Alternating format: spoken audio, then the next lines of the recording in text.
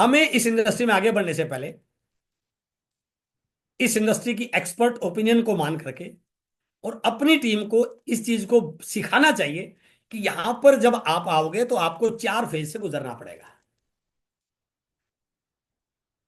इस बिजनेस में 4 फेज है।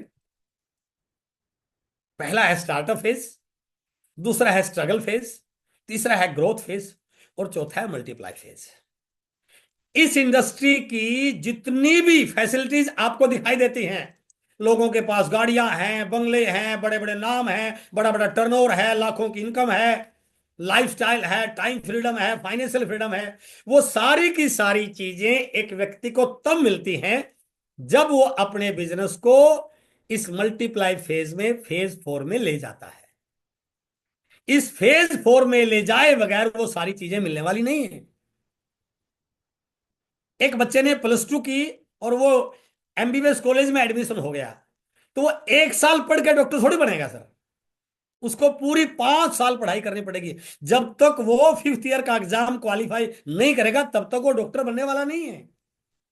तो इस इंडस्ट्री में भी आपका ये विजन होना चाहिए कि मुझे अपने बिजनेस को फेज 4 में लेके जाना है, मल्टीप्लाई फेज में लेके जाना है। जिस दिन आप अपने बिजनेस को मल्टीप्लाई फेज में ले गए, उस दिन के बाद आपके बिजनेस के अप्स एंड डाउन सारे खत्म हो जाएंगे। आपका रुतबा बहुत बड़ा होगा, आपका टर्नओवर बहुत बड़ा होगा, आपकी इनकम बहुत बड़ी होगी। आप जिंदगी में जो भी आप चाहते हैं वो सारी चीजें आपके पास होगी। सोशल मीडिया पे लोग आपको ढूंढेंगे, आपके नाम से आपका नाम लिखते ही आपका नाम है, किसी और का नहीं आएगा। इतने बड़े आप लीडर बन जाएंगे। लेकिन ये तय है कि ये फेज 4 इन 3 फेज के बाद ही आता है।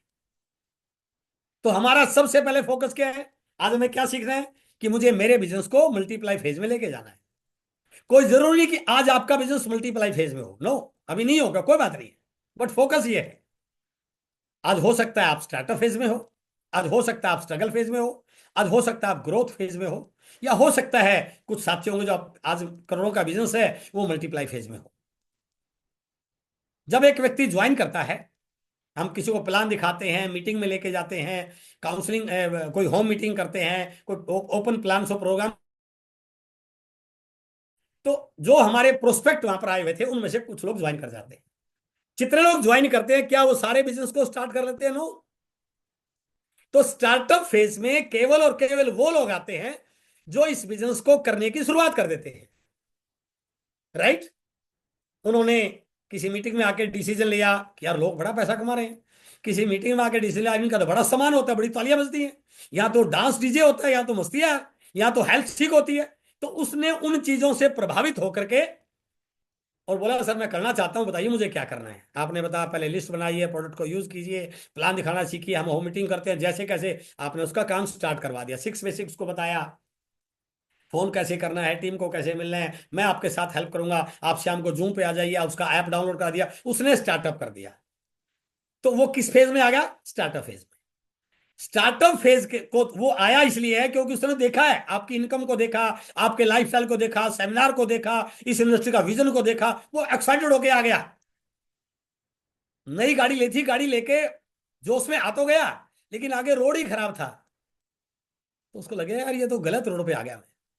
जैसे वो स्ट्रगल फेज में आएगा तो यहां पर क्या हो, क्योंकि अभी नया है वो, उसको प्लान के उतने अच्छे रिजल्ट नहीं है, मेहनत खूब कर रहा है, घर वाले बोल रहे हैं यार क्या पंगा ले लिया आपने, कई सारे नेगेटिव लोग मिले, उसने बोला तूने तो आज शुरू किया है, मैंने तो करके छोड़ दिया, तो उसका एक स्ट्रगल का दौर शुरू हो गया।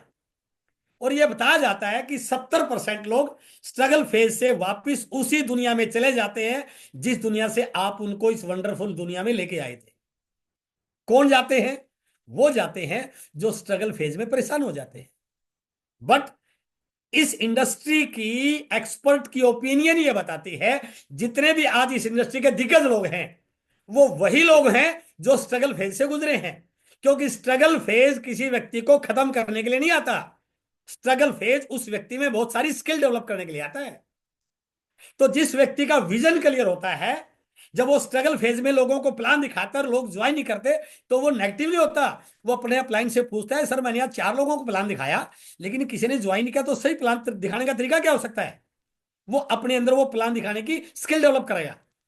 अपलाइन ने बोला कि आपको रिटेलिंग करनी है और 5,000 पीवी करना है, बट उसके घर में 2 मियाँ बीवी हैं, 5,000 पीवी प्रोडक्ट यूज नहीं होता, और वो बैग लेके निकल गया। और लोगों ने कहा यार ये तो सामान नकली होगा, ये तो अच्छा सामान नहीं है, हम तो बाजार से लेके आते हैं। 10 तरह के सवाल किए, और उसने आके बोला सर मेरे से तो किसी ने प्रोडक्ट लिया ही नहीं। तो उसका विजन क्लियर होगा तो वो नेगेटिव नहीं होगा, वो सीखेगा कि रिटेलिंग स्किल कैसे डेवलप की जाती है, प्रोडक्ट पे बात कैसे की जाती है, गामा ओरिजिनल के अंदर क्या खास बात है, न्यूट्रीचार्ज वोमेन एक महिला को क्यों लेना चाहिए, हेल्थ गार्ड ऑल हर घर की क्यों जरूरत है, हमारे पेस्ट में ऐसी क्या चीजें हैं जो बाजार के पेस्ट में नहीं है, हमारा नमक बाजार के नमक से क्यों बढ़िया है। तो अपने अंदर स्किल डेवलप करेगा, रिटेलिंग स्किल। आपने कहा यह बिजनेस मीटिंग सेमिनारों से बढ़ता है, और उसने 10 लोगों को इन्वाइट किया, एक भी नहीं आया, तो वो नेगेटिव नहीं होगा, वो आपसे पूछेगा सर मैंने 10 लोगों को इनवाइट किया था लेकिन कोई भी नहीं आया। तो फिर वो सीखेगा कि प्रॉपर इनविटेशन कैसे दिया जाता है, मीटिंग में इनवाइट कैसे किया जाता है। तो जो व्यक्ति स्ट्रगल फेज में आके अपने अंदर स्किल डेवलप करना शुरू कर देता है, वो खटाक से स्ट्रगल फेज से ग्रोथ फेज में आ जाता है। ग्रोथ फेज का मतलब अब वो किसी अच्छे मुकाम पे आ गया, रोल्टी आ गया, टेक्निकल आ गया, ठीक ठाक लीडरशिप पे आ गया, इनकम 15, 20, 30 हजार की आनी शुरू होगी, उसकी कुछ टीम बननी शुरू होगी, उसको स्टेज मिलनी शुरू होगी, अपलाइन का उसके ऊपर थोड़ा फोकस आया है। बट अभी मैं जो चीज आपको बताने जा रहा हूं, आपको शौक लगने वाली है। इस इंडस्ट्री में सिर्फ फेज 3 ही वो फेज है जहां बहुत सारे लोग शहीद हो जाते हैं, आगे बढ़ ही नहीं पाते हैं। स्ट्रगल फेज नेगेटिव फेज नहीं है sir, growth phase negative phase है। क्यों है ये? क्योंकि जैसे ही वो रोल्टी पे आया, जैसे वो टेक्निकल पे आया, अब वो सांप बन गया।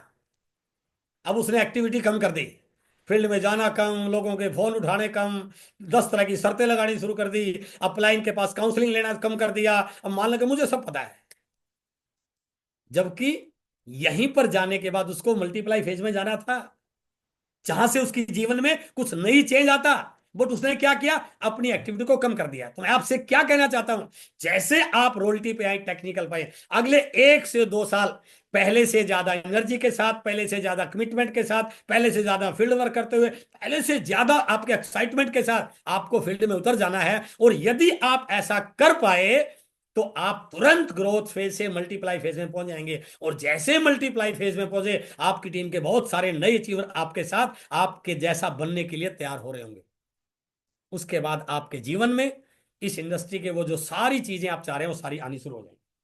बट गलती लोगों से क्या हो जाती है कि वो इस फेज 3 को समझ नहीं पाते हैं। तो आज मैं आपको क्या बताना चाह रहा हूं, अभी अगले 3 महीने आपको पूरी डट के फील्ड में रह करके क्या काम करना है। यदि आप मल्टीप्लाई फेज में हैं तो अपने से नीचे के 2 फेज के लीडर्स को आपने पैनी नजर के साथ उनको मॉनिटर करना है, उनके साथ पूरी काउंसलिंग करनी है, उनको पूरी हेल्प देनी है, उनके अंदर स्किल डेवलप करनी है। जो फेज 4 में है उसकी टीम में जो लोग ग्रोथ फेज वाले हैं और जो स्ट्रगल फेज वाले हैं, उनके साथ काम करके उनके फेज को चेंज करवाना है।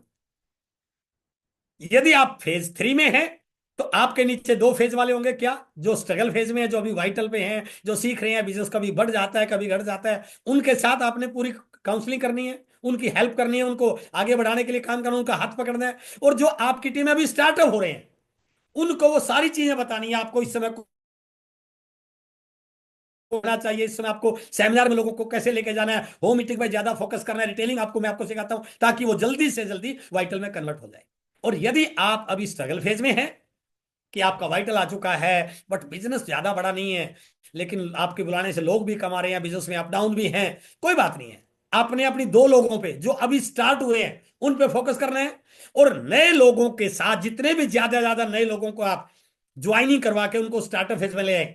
तो मीटिंग सेमिनारों की संख्या पे आपको काम करना है, नए लोगों पे काम करना है, होम मीटिंग पे काम करना है, ताकि आपकी टीम में नए ज्वाइन हुए लोगों की संख्या बढ़ जाए। यदि आप 3 महीने अपने से नीचे के 2 फेज के लोगों को सही ढंग से मॉनिटर कर पाए, हेल्प कर पाए, उनको आगे बढ़ा पाए, तो मैं गारंटी के साथ कहता हूं 2025 में आप मल्टीप्लाई फेज में होगे। और जहां आपका बड़ा पिन होगी, बड़ा लेवल होगा, बड़ा रुतबा होगा, बड़ा नाम होगा, बड़ी इनकम होगी, और लोग आप जैसा बनने के लिए, आपके ऑटोग्राफ लेने के लिए आपको वेट कर रहे होंगे कि सर मुझे आप जैसा बनना है। बस इन चारों फेज को आपको समझना है। और यदि आपने इनको समझ लिया तो इस इंडस्ट्री के दिग्गज लीडर बनने से दुनिया की कोई ताकत आपको रोक नहीं सकती।